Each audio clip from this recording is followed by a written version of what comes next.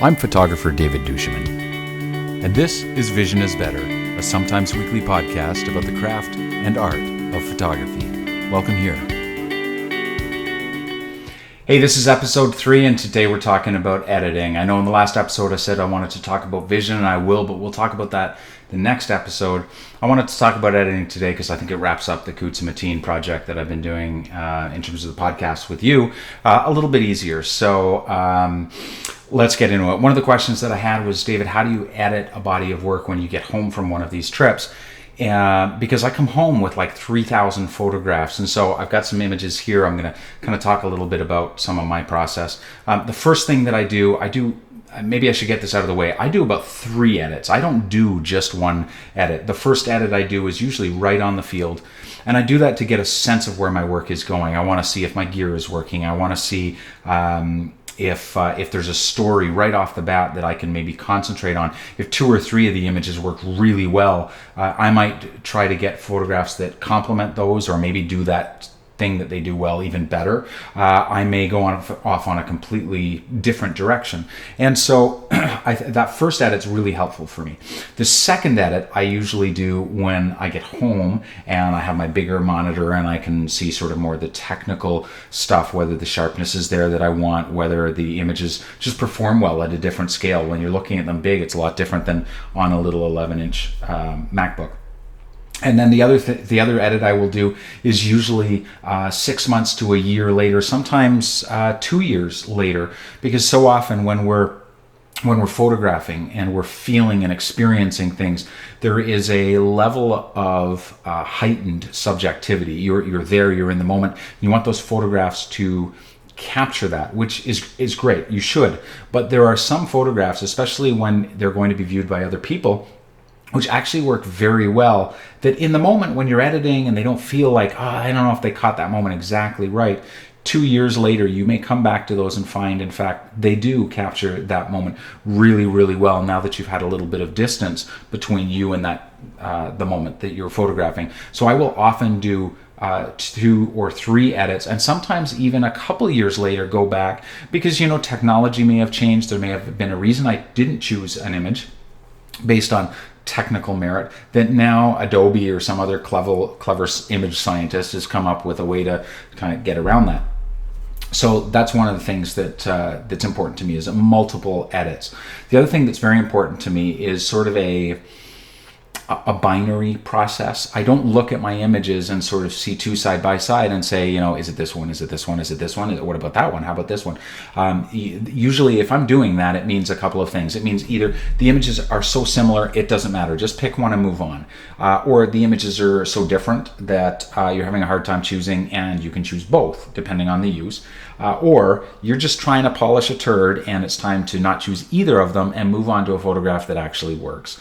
And more often than not, that is the case for me. I'm trying to convince myself that one of them is better when it really truly isn't. And a good editor has an ability to cut through the crap and just say, no, this isn't up to your standards. And I think that's what makes us good editors, is the ability to make a decision, yes or no. And you'll see that in my process. I'll turn toward the screen and we'll do it in a second. But my process is very binary. So I'm going to keep this recording, and we'll start talking about the images on the screens themselves. So this is a 4-image select that I was looking at earlier, thinking, do these play well together or don't they? How's the visual flow? Would I move them around if I were presenting them in a certain way? Would I break these 2 up because they're similar?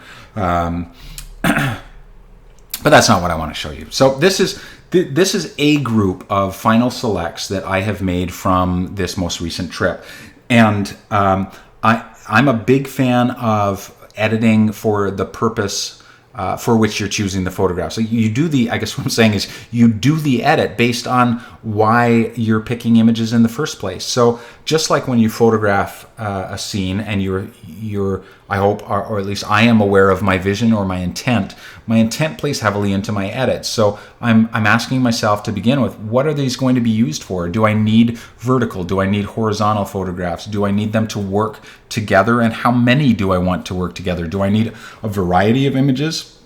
what am I looking for? And if I can pin that down, that's very helpful. Sometimes I need to do 2 or 3 edits, one for some of my social media stuff, one for a portfolio selection, and one for my stock library, in which case I would do all 3 differently at different times, because they are all for different uses. Or I might do one big edit, pick all of the images that I thought worked, and 5-star them, and then depending on my use, I may say, I like these 4 that I just chose. So what I'm going to do with those 4 is color label them, because I want to put those on Instagram. So I'll go to my set color label and I'll choose red, and now I have 4 images that are color-coded red. And if I wanted to later on, I say, okay, which of my 5-star images are red? Those are the ones that I want to put up on Instagram. So that's one way of doing that kind of an edit, is do your big stuff first and then narrow them down. But in terms of how I do my edit, I've already mentioned I'm very binary. It's either it's a hell yes or it's a no. And then after that, while I am doing that, for me, it's a thumbnail process first. So I will look at them on screen about what you're seeing now. I will look at them nice and small, and I will look at, of course, the full selection. Hang on just a second. Once in a while, Lightroom drives me crazy. So I will look at the full collection, and here you're looking at roughly 3,000 photographs. I'll look at them all, and I will go through them, and I will pick based on purely on the thumbnail. I will not be looking at them really, really big. I want to get a sense in a very small way, and this is why I think thumbnails are helpful, of the gesture of the photograph, of the appeal. It's sort of like the headline. Does it pull me in? So I want it fairly small. I want to get a sense of the balance. I want to get a sense of the space and the white space around the subject, the feel, the mood of the photograph. And I do that best as a thumbnail. So I will just scroll through, and I'll look at every one. But I know the ones that work for me. I will see something and go, ooh, I really like that. In the case of something like this one, I looked at it.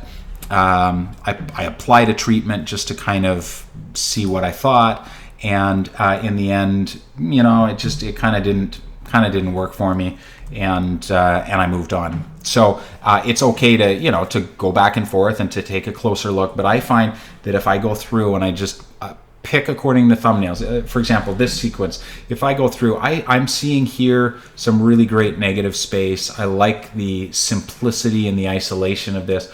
I know that these ones down here, these aren't going to work for me. This one, that's not going to work for me. This is too cluttered. I know it's not going to work. So I'll just be going through and I go, ooh, I like that one. I like that one. I may choose it. I see here, this is a nice one, but when I look a little closer, I see a stalk of grass going right through her eye. So I'll just pick them and I'll 5-star them. And as I go through, I go through, find the ones that I think the gesture is most interesting. In this one, I might go through later and pick this one because it's a bit of a different gesture. Just 5-star it. Again, you're not bound by any of these decisions. And later on, once you've got a bunch of selects that work as a thumbnail, you can go through and look at them a little bit bigger. And you can look at them side by side and say, okay, do these work together? Would they be, for example, I would not put all 3 of these in a photo story in a magazine, but I would put all 3 of them perhaps, and obviously I haven't treated the one in the middle, but I might put these all 3 in my stock library. So a nice big collection is fine, but what you do with those then, which collections you put them in, I think are the collections are really, really helpful. So I'm getting a little off track here. Once I've got a collection of thumbnails, then I go in and I look larger at the images and I say, okay, do I want that photograph? Are there deficiencies in it that might cause me to reject it? Now that I've looked at it small, I want to look at it big and see if it's sharp and that sort of thing.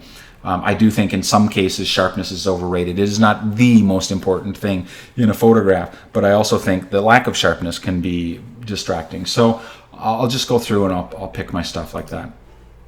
So that's kind of the way that I approach an edit. I will look at my stuff small, then I will look at it big, I use collections. I use color labels. For me, I don't really use anything but a 5-star. But what's important is that you find a system that works for you. You find a way. Let's make sure my face is focused. You find a way to do what you need to do. And the most important thing with editing, apart from knowing why you're editing and what you're looking for, and maybe being willing to embrace some creative constraints, like I'm going to pick the 12 best. If you have told yourself, I'm going to pick the 12 best, that means you don't have to agonize over the other 300 that might be okay. You say, no, these 12 best. I find a creative constraint really, really helpful. Not everyone wants to do that. The second thing that I think is really helpful is being able to go through as a thumbnail, identify them in small, because then you get a better sense of the balance. You're not asking yourself the technical questions first, you're asking yourself the aesthetic questions first. Then you do the tighter, bigger edit. And also the other thing that I think is really important, at least for my process, this is where I answer the question, how do I do this? I always do 2 or 3 edits. The first one is a little more subjective. They get a little more objective as the time goes along. So I encourage you to do that. Don't be afraid to kind of sacrifice your children. There may be some that, and I didn't quite make it. You got to be willing to accept that and move on. The best editors are the ones who go through with a really fine-tooth comb, and only the best stuff makes it through those combs. Thanks so much for watching. We'll see you next time. Please don't hesitate to leave a comment. Please subscribe. We'll see you next time on Vision is Better.